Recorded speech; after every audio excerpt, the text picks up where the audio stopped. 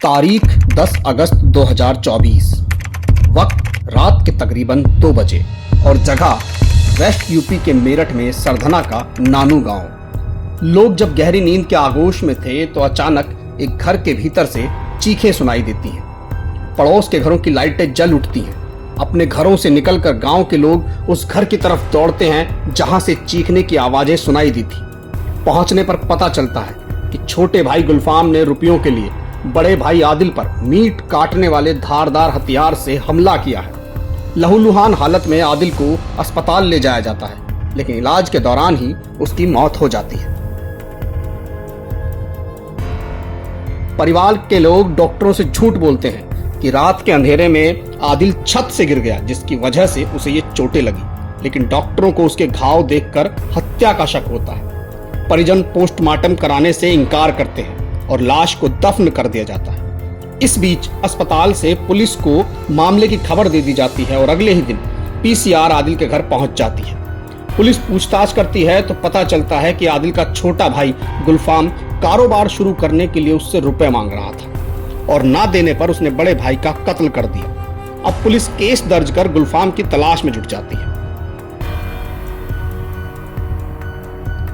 Police Adil की बीवी गजाला से भी पूछताछ करती है, लेकिन उसका रो रो कर बुरा हाल था। गांव के लोगों के बीच सुगबुगाहट तो थी, पर खुलकर कोई कुछ नहीं बोल रहा था।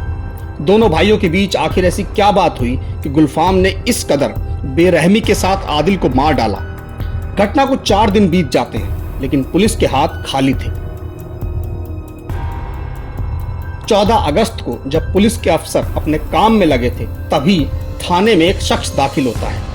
पूछने पर पता चलता है कि उसका नाम गुलफाम है, वही गुलफाम जिसे आदिल के कत्ल के इल्जाम में पुलिस तलाश रही थी।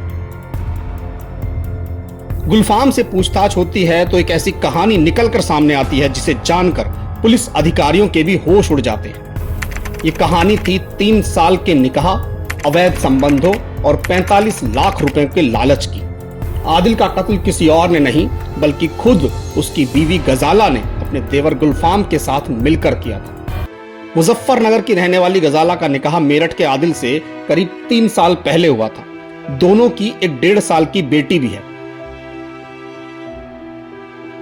आदिल की मौसी की कोई औलाद नहीं थी, इसलिए उन्होंने उसे गोद ले लिया था।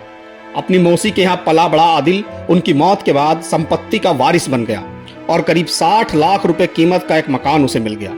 इस मकान को बेचने के बाद उसने 15 लाख रुपए पिता को दिए और बाकी के अपने पास रख लिए। काम के सिलसिले में पिछले कुछ दिनों से आदिल मुजफ्फरनगर में अपनी ससुराल में रह रहा था। इसी बीच आदिल की बीवी गजाला और उसके छोटे भाई गुलफाम के बीच एक नाजायज रिश्ते ने जन्म ले लिया। दोनों के बीच पहले बातें हुई और बाद में यह सिलसिला साथ जीने मरने की कस्मों तक पहुंच गया। इन दोनों के इस प्यार में सबसे बड़ी रुकावट था गजाला का शौहर आदिल।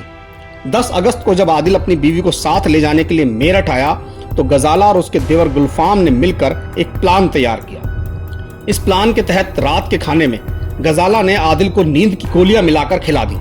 रात के तकरीबन 1 बजे जब आदिल नींद की गोलियों के नशे में था तो गजाला ने मीट काटने वाले हथियार से उसके सिर पर वार किया। आदिल तड़प उठा और ये देखकर गजाला डर गई कि कहीं उसका पति जिंदा ना बच जाए।